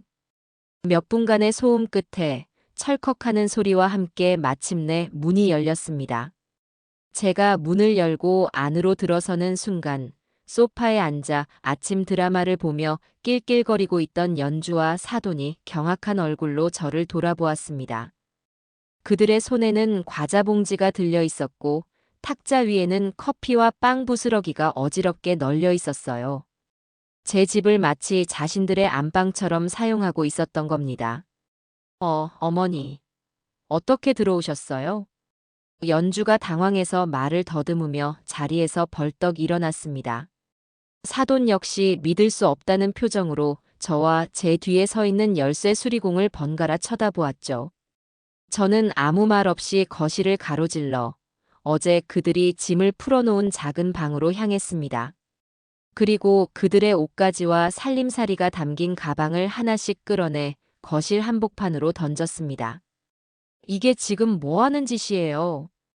연주가 소리를 질렀지만 저는 아랑곳하지 않았습니다. 내 집에서 내 물건이 아닌 것들을 치우는 중이다. 너희들은 이 집에 단 1분도 더 머무를 자격이 없어. 당장 이 짐 싸서 나가거라. 싫어요. 여긴 우리 집이기도 해요. 혁태 씨 허락 없이는 한 발짝도 못 나가요. 연주가 제 앞을 가로막고 악을 썼습니다. 하지만 저는 눈 하나 깜짝하지 않고 그녀를 밀쳐냈습니다. 그리고 저를 도와주고 있던 열쇠 수리공에게 새로 사온 자물쇠를 건네며 말했습니다. 기사님, 저 현관문 안쪽에 이 보조키를 하나 더 달아주십시오. 가장 튼튼하게요. 제 행동에 연주와 사돈은 완전히 넋이 나간 듯 보였습니다. 그들은 제가 이렇게까지 강하게 나올 것이라고는 전혀 예상하지 못했던 눈치였어요. 어머니, 제정신이세요? 어떻게 같은 집에 살면서 문을 따로 잠가요? 누가 너희와 같은 집에 산다고 했지? 너희는 이제 이 집에서 쫓겨날 거다. 이건 그 첫 번째 단계일 뿐이야. 제가 차갑게 말하는 동안 열쇠 수리공은 능숙하게 보조키를 설치했습니다. 이제 이 집의 문을 열 수 있는 열쇠는 오직 제 손에만 있게 된 것이었죠. 모든 작업을 마친 수리공에게 두둑한 수고비를 챙겨준 뒤 저는 마지막 카드를 꺼내 들었습니다. 미리 연락해 두었던 CCTV 설치 기사님을 집 안으로 들인 것입니다. 저건 또 뭐예요? 연주가 사색이 되어 물었습니다. 보면 모르겠느냐? CCTV다. 이 집 거실과 현관에 설치할 거다. 어제처럼 내 몸에 손을 대거나 내 물건을 부수거나 혹은 이 집에 무단으로 침입하려는 모든 행위는 이제 24시간 녹화될 것이다. 그리고 그 영상은 즉시 경찰과 법원에 증거물로 제출될 거다. 말도 안 돼. 이건 사생활 침해예요. 당장 그만두지 못해요? 연주가 미친 사람처럼 소리를 지르며 설치 기사에게 달려들려 했지만 제가 그 앞을 막아섰습니다. 사생활? 무단 침입자에게 보호받아야 할 사생활이 있기나 한가. 변호사에게 모두 확인받았다. 내 집, 내 재산을 보호하기 위한 정당한 보안 조치다. 불만 있으면 너도 변호사에게 가서 물어보거라. 아, 돈은 있으려나 모르겠구나. 제 비아냥에 연주는 분해서 어쩔 줄 몰라 하며 발만 동동 굴렀습니다. 기사님은 그 소란 속에서도 묵묵히 자신의 일을 수행했고 마침내 거실 천장과 현관문 위쪽에 2개의 렌즈가 번뜩이는 감시의 눈이 설치되었습니다. 카메라에서 작동을 시작합니다라는 기계음이 흘러나오자 연주와 사돈의 얼굴은 절망으로 하얗게 질렸습니다. 이제 그들은 이 집안에서 더 이상 함부로 행동할 수 없게 된 것입니다. 그날 오후 저는 또 하나의 비밀 무기를 장만했습니다. 제 옷주머니에 쏙 들어갈 만큼 작은 소형 녹음기였죠. CCTV가 없는 부엌이나 제 방 안에서 그들이 무슨 말을 할지 알 수 없었기 때문입니다. 그날 저녁부터 저는 녹음기를 항상 켠 채로 생활하기 시작했습니다. 그리고 저의 예상은 정확히 들어맞았어요. 카메라 앞에서는 아무 말도 못하고 눈치만 보던 연주와 사돈은 부엌에서 둘만 남게 되자 온갖 저주와 악담을 쏟아내기 시작했습니다. 저 할망구가 진짜 독이 올랐나 봐. 어디서 저런 수를 배워왔지? 연주야, 걱정 마라. 김서방 들어오면 다 해결될 거야. 저 늙은이가 지 아들 말까지 거역하겠어? 혁태 씨 월급 통장 내가 쥐고 있으니까 생활비 싹 끊어버려야지. 저 영감탱이 돈 없으면 며칠이나 버티겠어. 제 발로 우리한테 싹싹 빌게 될걸? 그 모든 대화는 제 주머니 속 작은 녹음기에 고스란히 담기고 있었습니다. 저는 제 방 침대에 누워 그날 녹음된 내용을 들으며 냉소를 지었습니다. 그래, 마음껏 떠들어라. 너희들의 그 오만한 목소리 하나하나가 너희의 목을 조르는 밧줄이 될 테니. 저는 차곡차곡 쌓여가는 증거들을 확인하며 복수의 칼날을 더욱 날카롭게 갈고 있었습니다. 하지만 연주는 더욱 교활하고 비열한 방법을 사용하기 시작했습니다. 바로 제 유일한 약점이라고 할 수 있는 손녀, 유나를 이용하는 것이었죠. 유나는 이제 막 초등학교에 들어간 세상의 때가 묻지 않은 순수한 아이였습니다. 그리고 그 누구보다 저를 할머니라며 잘 따르던 아이였어요. 사건이 터지고 며칠 뒤 유나가 학교를 마치고 집으로 돌아왔습니다. 저는 현관문 앞에서 2팔을 벌리고 손녀를 맞이할 준비를 하고 있었어요. 우리 강아지 학교 다녀왔니? 할머니가 우리 유나 좋아하는 떡볶이 해놨는데. 하지만 유나는 제게 달려와 안기던 평소와는 달리 제 앞에서 우뚝 멈춰 서서는 겁먹은 눈으로 저를 쳐다보았습니다. 그리고는 제 팔을 피해 안으로 쏙 들어가 버렸죠. 그 순간 제 심장은 얼음장처럼 차갑게 식어버렸습니다. 등 뒤에서는 소파에 앉아 그 광경을 지켜보던 연주의 만족스러운 미소가 보였습니다. 그날 저녁, 저는 유나의 방에 과일을 깎아 들어갔습니다. 유나는 저를 보자 침대 구석으로 몸을 움츠렸어요. 유나야, 왜 그래? 할머니한테 뭐 화난 일 있니? 제 물음에 유나는 고개를 저었지만 입을 꾹 다문 채 저를 쳐다보지 않았습니다. 바로 그때 연주가 방으로 들어오며 유나를 자신의 품에 꼭 껴안았습니다. 그리고는 제가 들으라는 듯 큰 소리로 말했죠. 우리 딸 무서웠구나. 괜찮아, 엄마가 옆에 꼭 있어줄게. 할머니가 엄마 미워해서 자꾸 괴롭히는 거야. 유나는 엄마 편이지? 어린아이가 알아듣기에는 너무나도 잔인하고 이기적인 말이었습니다. 저는 피가 거꾸로 솟는 기분이었지만 아이 앞에서 차마 며느리와 싸울 수는 없었습니다. 제가 할 수 있는 것은 그저 상처받은 얼굴로 돌아서는 것뿐이었어요. 그날 이후 유나는 저를 철저히 피하기 시작했습니다. 제가 말을 걸면 단답형으로 대답하거나 아예 못 들은 척 외면해버렸죠. 집안에서 가장 밝게 빛나던 손녀의 웃음소리가 사라지자 집은 그야말로 지옥이나 다름없었습니다. 연주의 악행은 집 밖에서도 계속되었습니다. 며칠 뒤 제가 장을 보기 위해 동네 마트에 들렀을 때였습니다. 평소 저와 친하게 지내던 이웃들과 마주쳤는데 그들이 저를 보고는 슬금슬금 피하거나 어색하게 인사만 하고 지나가는 것이 느껴졌어요. 의아하게 생각하고 있는데 마트 주인이 저를 구석으로 부르더니 조심스럽게 입을 열었습니다. 요즘 힘든 일 있으세요? 며느님이 그러는데 어머님이 치매 초기 증상이 있으셔서 사람을 잘 못 알아보시고 괴팍하게 변하셨다고. 그래서 자기 엄마를 모셔와서 같이 간병하고 있다고요. 저는 그 말을 듣고 망치로 머리를 한 대 맞은 듯한 충격을 받았습니다. 세상에 어떻게 그런 새빨간 거짓말을 지어내 동네방네 떠들고 다닐 수가 있을까요? 제가 고소한 사실은 쏙 빼놓고 오히려 저를 정신 이상자로 몰아가고 자신은 피해자인 시어머니를 돌보는 효부인 척 연기를 하고 있었던 겁니다. 아니에요, 사장님. 그 말 다 거짓말이에요.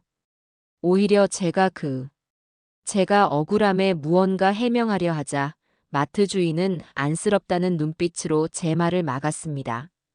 알아요, 어머님. 원래 아픈 사람들은 다들 그렇게 말한대요. 너무 스트레스 받지 마시고 약 잘 챙겨 드세요. 며느님이 정말 고생이 많네요. 더 이상 대화가 통하지 않았습니다.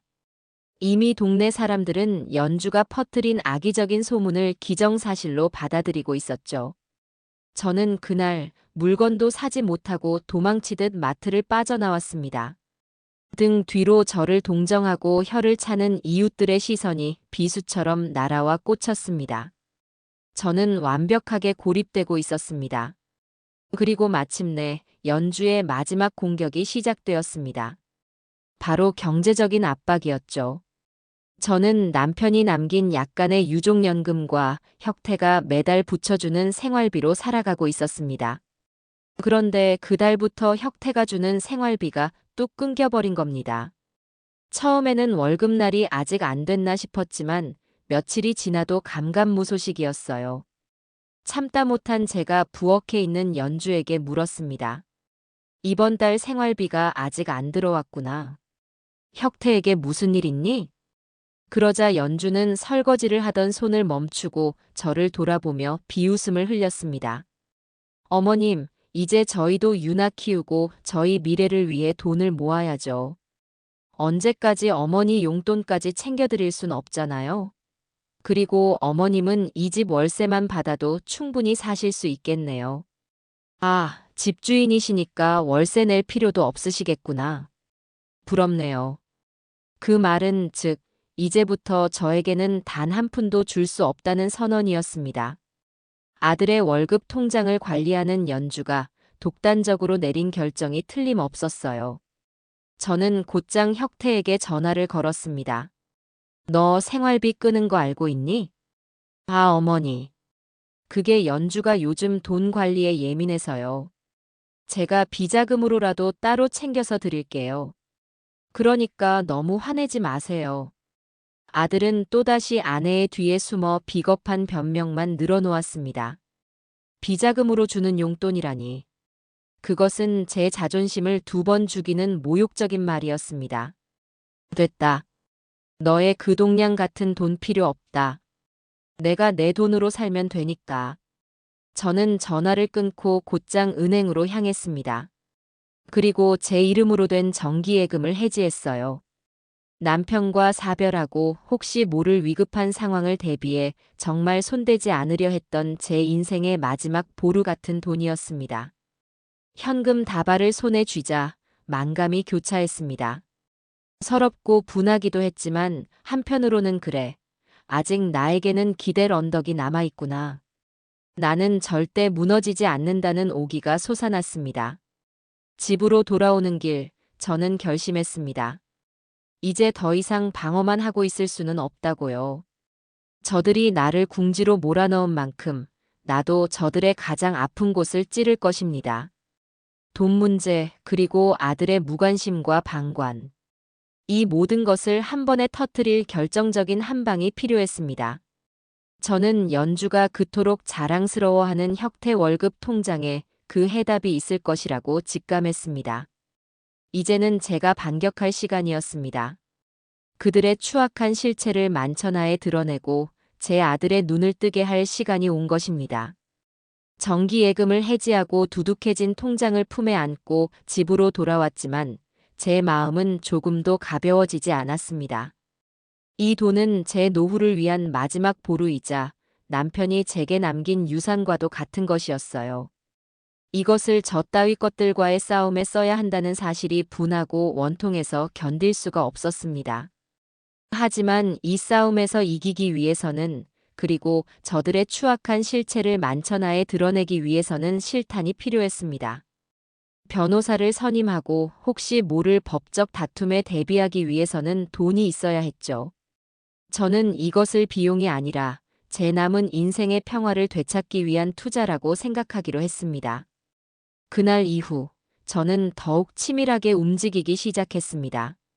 낮에는 일부러 거실에 나와 뜨개질을 하거나 책을 읽는 척하며 CCTV 앞에서 제 존재감을 드러냈습니다. 연주와 사도는 제 눈치를 보며 방 안에서 거의 나오지 않거나 나와도 보란듯이 저를 무시하며 자기들끼리만 소곤거렸어요. 물론 그 모든 소리는 제 주머니 속 녹음기에 차곡차곡 쌓이고 있었습니다. 밤이 되면 제 방은 작은 작전 사령부로 변했습니다. 저는 그날 녹음된 내용을 이어폰을 끼고 들으며 그들의 대화 속에서 유의미한 단서들을 찾아내려 애썼습니다. 그들의 대화는 대부분 저에 대한 험담과 불평, 그리고 혁태의 월급을 어떻게 쓸 것인지에 대한 계획이 전부였어요.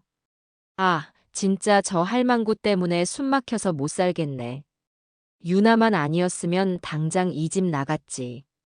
연주야, 조금만 참아라. 김서방 월급날도 얼마 안 남았잖니. 이번에는 꼭 그 명품 가방 사. 저 영감탱이한테 생활비 한 푼 안 주니까 돈이 남지. 그걸로 사는 거야. 보란듯이 들고 다니면서 약을 올려주자고. 그럴까, 엄마?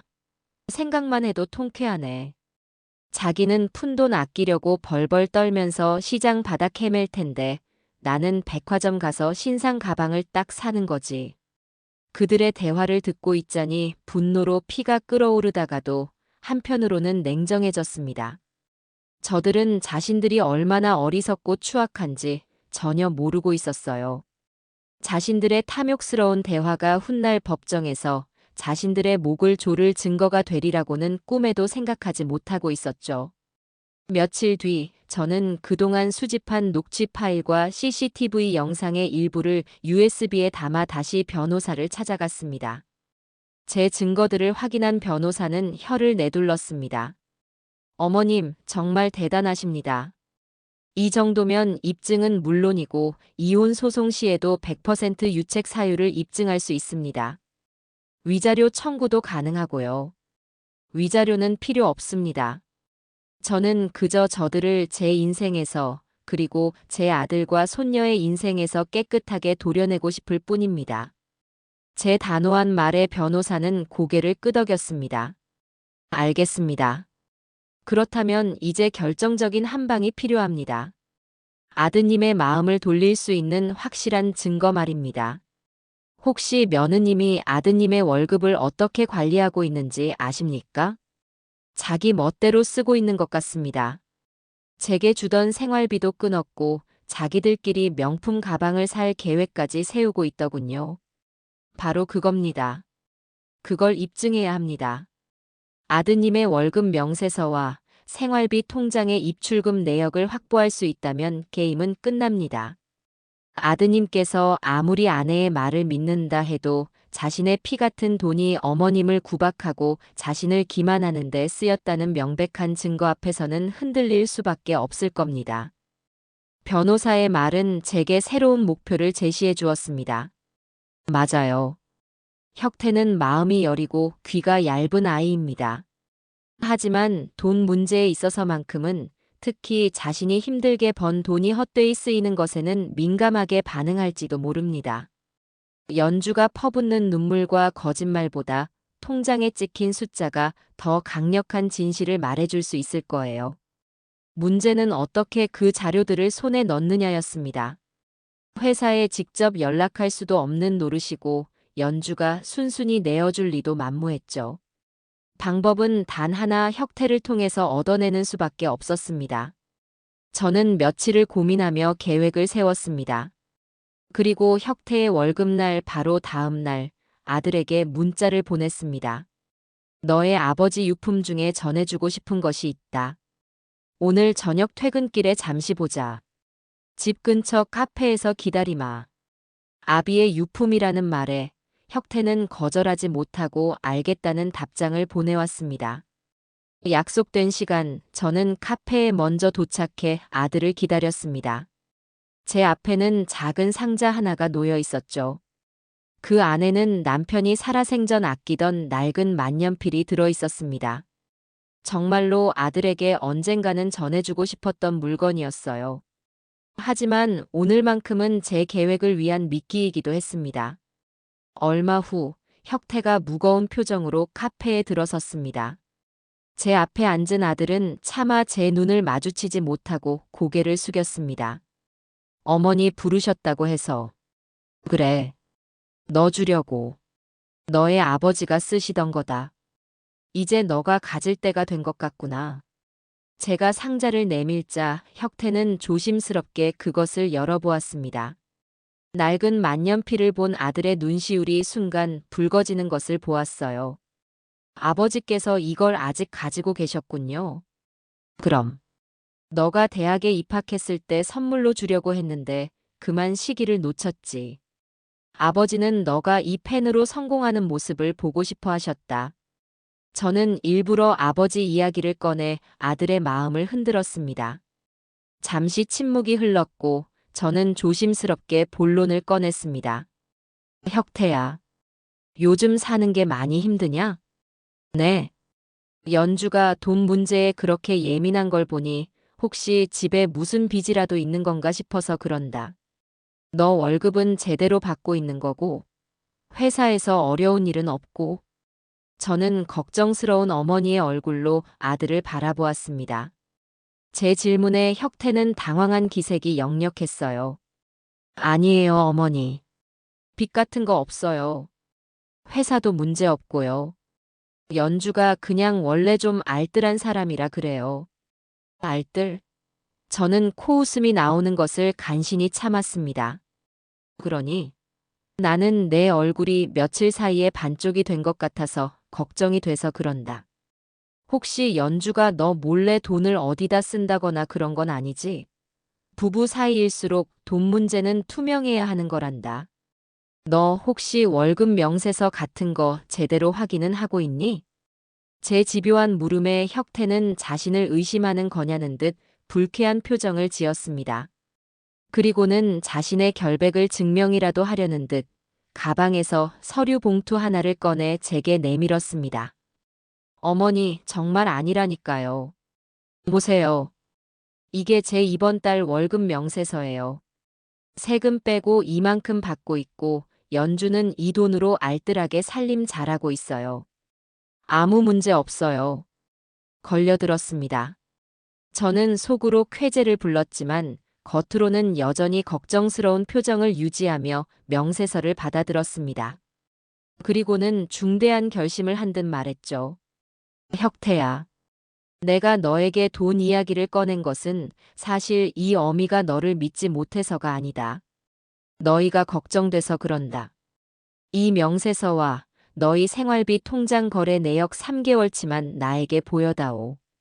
내가 돈의 흐름을 보고 혹시 새는 돈은 없는지, 더 아낄 수 있는 부분은 없는지 봐주마. 내가 그래도 너희보다 인생을 몇십 년은 더 살았고 짠순이라는 소리 들어가며 돈 모아 이 집을 산 사람이다. 분명 도움이 될 거다. 제 제안에 혁태는 난처한 표정을 지었습니다. 아내의 허락 없이 통장 내역을 보여주는 것이 마음에 걸렸겠죠. 그건 연주가 싫어할 텐데. 연주에게는 비밀로 하면 되지. 이건 우리 둘만의 비밀이다. 나는 그저 내 아들이 힘들게 번 돈이 헛되이 쓰이는 건 아닌지 걱정되는 마음에 그러는 거야. 어머니의 마음을 그렇게 몰라주겠니? 저는 눈가를 살짝 훔치는 신용까지 하며 아들의 동정심에 호소했습니다. 결국 혁태는 제 간곡한 부탁에 넘어가고 말았습니다. 그는 스마트폰 뱅킹 앱을 열어 최근 3개월간의 거래 내역을 화면에 띄워주었습니다. 저는 그 화면을 제 휴대폰으로 빠짐없이 사진을 찍었습니다. 고맙다, 아들아. 어머니를 믿어줘서.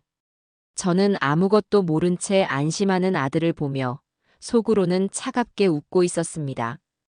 이제 모든 증거는 내 손안에 들어왔습니다. 그날 밤, 저는 제 방에서 밤을 새웠습니다. 혁태의 월급 명세서와 생활비 통장의 거래 내역을 A4 용지에 하나하나 출력해서 대조하기 시작했어요. 그리고 그 안에서 경악스러운 진실을 발견했습니다. 연주는 매달 혁태의 월급이 들어오자마자 거의 절반에 가까운 돈을 다른 계좌로 이체하고 있었습니다.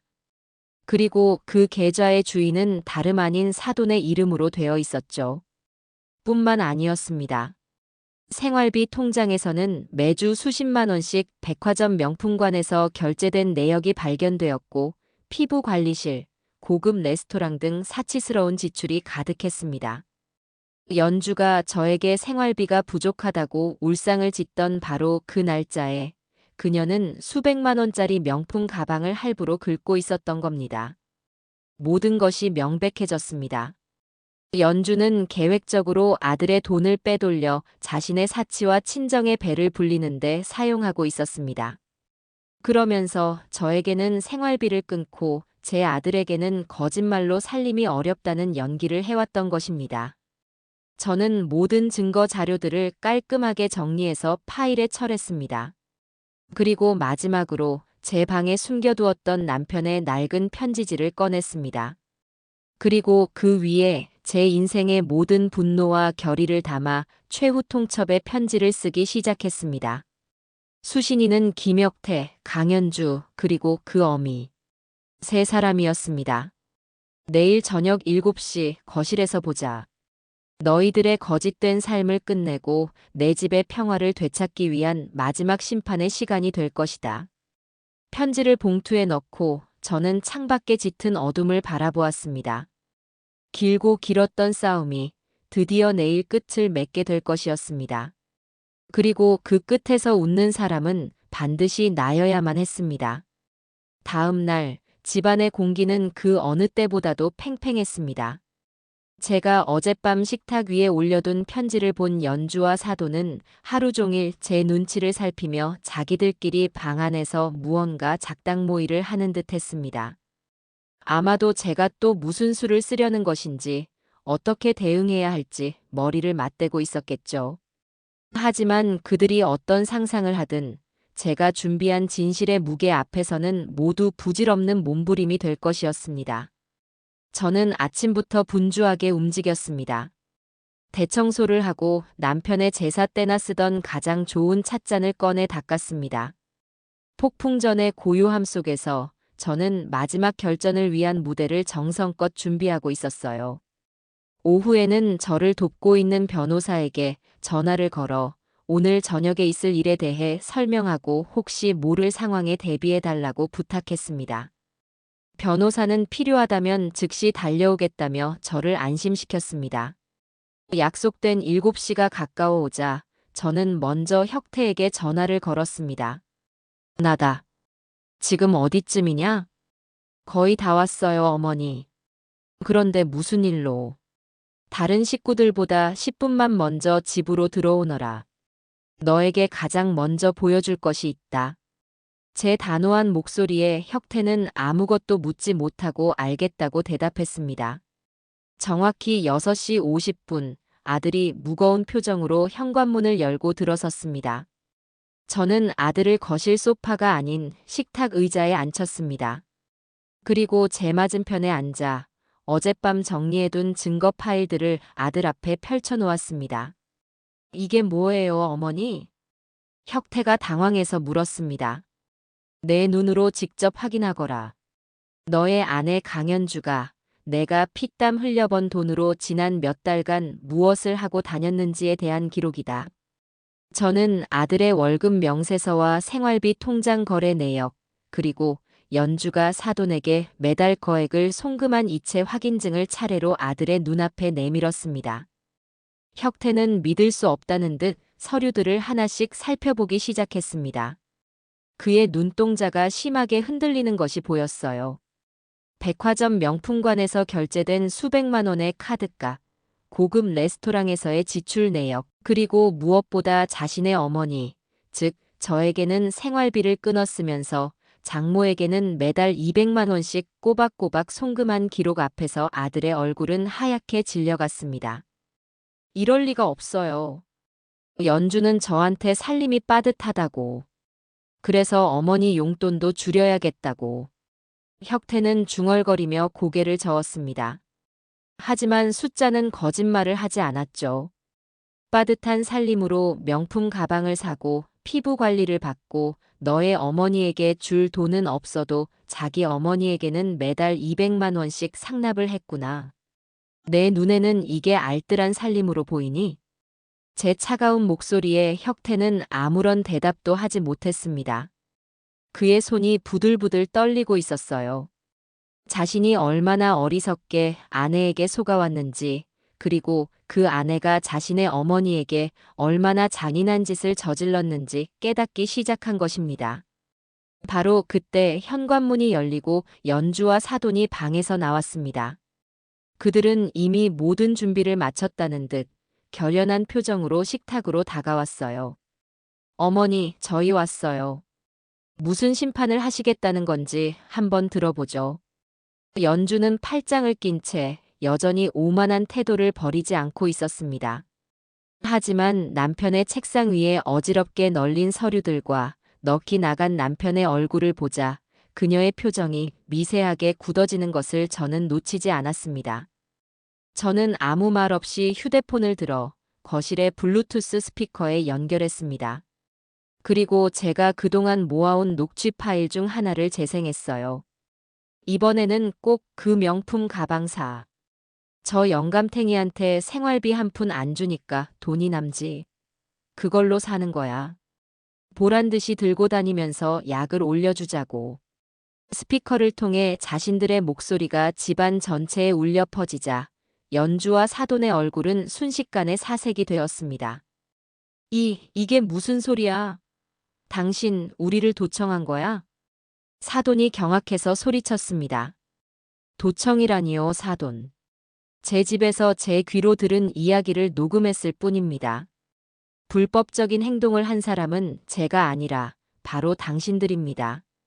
저는 이어서 다음 녹취 파일을 재생했습니다. 그 안에는 저를 치매 환자로 몰아가고 제 아들을 ATM 기계 취급하며 조롱하는 내용이 고스란히 담겨 있었죠. 혁태는 스피커에서 흘러나오는 아내와 장모의 목소리를 들으며 주먹을 꽉 쥔 채 몸을 떨었습니다.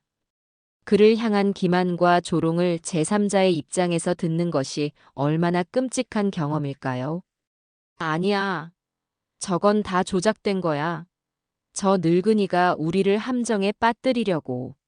오빠, 저 말 믿으면 안 돼. 연주가 발악하며 혁태에게 매달렸지만 혁태는 아내의 손을 차갑게 뿌리쳤습니다. 그의 눈에는 더 이상 아내에 대한 사랑이나 연민이 남아있지 않았어요. 오직 차가운 경멸과 분노만이 이글거리고 있었습니다. 그리고 저는 마지막 증거를 꺼내 들었습니다. 노트북을 켜서 거실의 대형 TV와 연결했어요. 그리고 마우스 버튼을 클릭하자 그날의 끔찍했던 영상이 화면 가득 재생되기 시작했습니다. 연주가 제 머리채를 잡아채고 사돈이 옆에서 잘한다며 부추기는 장면이 고화질의 CCTV 영상으로 생생하게 펼쳐졌습니다. 혁태는 자신의 눈앞에 펼쳐진 광경을 보며 짧은 소리를 내뱉었습니다. 아내가 자신의 어머니에게 저지른 패륜적인 행동을 한치의 거짓도 없는 영상으로 확인한 그의 충격은 이루 말할 수 없었을 겁니다. 그는 비틀거리며 자리에서 일어나 TV 화면을 향해 다가갔습니다. 화면 속에서 고통스러워하는 제 모습과 광기에 찬 아내의 얼굴을 번갈아 보던 그의 얼굴이 절망으로 일그러졌습니다. 거짓말 전부 다 거짓말이었어.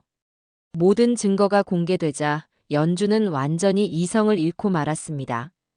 그래, 내가 그랬다. 그래서 뭐?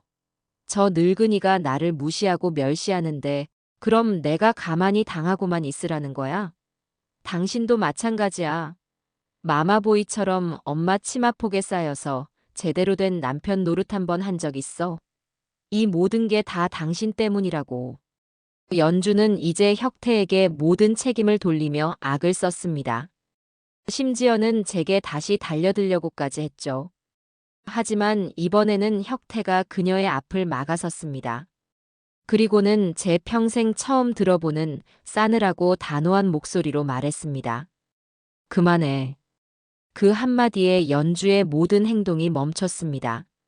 혁태는 자신의 아내를, 한때 사랑했던 여자를, 이제는 완전히 낯선 사람을 보는 듯한 눈빛으로 쳐다보며 말했습니다. 강연주 씨. 혁태는 연주를 씨라고 불렀습니다. 그 호칭 하나에 그들의 관계가 완전히 끝났음이 담겨 있었죠. 우리 이혼합시다. 그 말이 거실에 울려 퍼지는 순간 저는 길고 길었던 싸움에서 마침내 승리했음을 직감했습니다. 연주와 사돈의 얼굴에 떠오른 절망적인 표정을 보며 저는 조용히 눈을 감았습니다. 정의는 반드시 승리한다는 그 평범한 진리를 제 온몸으로 증명해낸 순간이었습니다. 혁태의 입에서 이혼이라는 단어가 나온 순간 거실의 시간은 멈춘 듯 했습니다. 연주는 마치 사형 선고라도 받은 사람처럼 그 자리에 얼어붙었고 사돈은 혁서방, 자네 지금 제정신인가? 라며 뒤늦게 수습하려 했지만 이미 엎질러진 물이었죠. 혁태는 더 이상 그들의 말을 듣지 않았습니다. 그는 저를 한번 쳐다본 뒤 자신의 방으로 들어가 서류 가방 하나만 들고 나와 현관으로 향했습니다. 오늘은 회사 근처에서 자고 내일 변호사부터 알아보겠습니다. 어머니 죄송합니다. 그 말을 남기고 아들은 집을 나갔습니다. 굳게 닫힌 현관문을 보며 연주는 그제야 현실을 깨달았는지 바닥에 주저앉아 통곡하기 시작했습니다. 하지만 그 눈물에 동정심을 느끼는 사람은 이제 아무도 없었습니다. 다음 날부터 모든 것은 일사천리로 진행되었습니다. 혁태는 정말로 유능한 이혼 전문 변호사를 선임했고 제가 그동안 모아온 모든 증거 자료들을 변호사에게 넘겼습니다. 제 사건을 담당하던 형사에게도 모든 증거를 추가로 제출했죠. 증거가 너무나도 명백하고 차고 넘쳤기 때문에 연주는 어떤 변명도 할 수 없었습니다. 이혼 소송 과정에서 연주는 마지막 발악을 했습니다. 어떻게든 재산 분할이라도 많이 받기 위해 결혼 생활 동안 자신이 얼마나 헌신했는지, 제가 얼마나 악독한 시어머니였는지를 주장했죠. 하지만 제가 제출한 녹취 파일과 CCTV 영상, 그리고 그녀의 횡령과 사치 내역이 담긴 금융 자료 앞에서 그녀의 모든 주장은 거짓으로 판명되었습니다. 오히려 재판부는 그녀가 혼인 파탄에 주된 책임이 있는 유책 배우자임을 명확히 했습니다. 결국 판결은 제게 압도적으로 유리하게 나왔습니다. 연주는 위자료는커녕 단 한 푼의 재산 분할도 받지 못하게 되었습니다. 이 집은 결혼 전부터 형성된 저의 고유 재산이며 연주는 이 집의 가치 상승에 전혀 기여한 바가 없다는 것이 인정되었기 때문이죠. 그녀가 그토록 자신의 권리라고 주장했던 모든 것들이 한낱 신기루처럼 사라져버린 것입니다. 그 일에 대한 형사 재판도 함께 진행되었습니다. 저는 끝까지 합의를 거부했습니다. 연주는 어떻게든 벌금형으로 끝내보려 애썼지만 우서른인 시어머니의 머리채를 잡아 해를 입힌 죄질이 매우 불량하고 마지막까지 반성의 기미를 보이지 않은 점 등이 무겁게 고려되었습니다. 결국 법원은 징역형의 집행유예라는 그녀의 인생에 평생 남을 붉은 주홍글씨가 새겨지는 판결을 내렸습니다. 모든 법적 절차가 끝나고 법원으로부터 연주와 사돈에 대한 퇴거 명령서가 발부되었습니다. 정해진 날짜까지 집을 비우지 않으면 강제 집행에 들어가겠다는 무서운 경고와 함께였죠. 마침내 그들이 집을 떠나는 날이 왔습니다. 그들이 이 집에 쳐들어왔을 때 끌고 왔던 그 이민 가방들이 이제는 초라하게 현관 앞에 놓여 있었습니다. 들어올 때의 그 당당하고 오만한 모습은 온데간데 없고 폐잔병처럼 고개를 숙인 채 짐을 나르는 모습이 처량하기 짝이 없었어요. 짐을 모두 뺀 뒤 연주는 마지막으로 저를 노려보며 저주를 퍼부었습니다. 두고 봐. 내가 이대로 끝낼 것 같아. 당신 때문에 내 인생이 망했어. 평생 당신을 저주할 거야. 저는 아무런 대꾸도 하지 않았습니다. 그저 차가운 눈으로 그녀를 바라볼 뿐이었죠. 이제 그녀의 저주는 제게 아무런 상처도 주지 못했습니다. 그녀가 밖으로 나가자 저는 현관문을 닫고 새로 설치한 자물쇠를 철컥 소리가 나게 잠갔습니다. 그 소리는 제 인생에 끔찍했던 한 챕터가 마침내 끝났음을 알리는 소리였습니다. 집안에는 무거운 침묵이 흘렀습니다. 며칠 만에 집으로 돌아온 혁태는 텅 빈 거실을 보며 망연자실한 표정을 짓고 있었죠.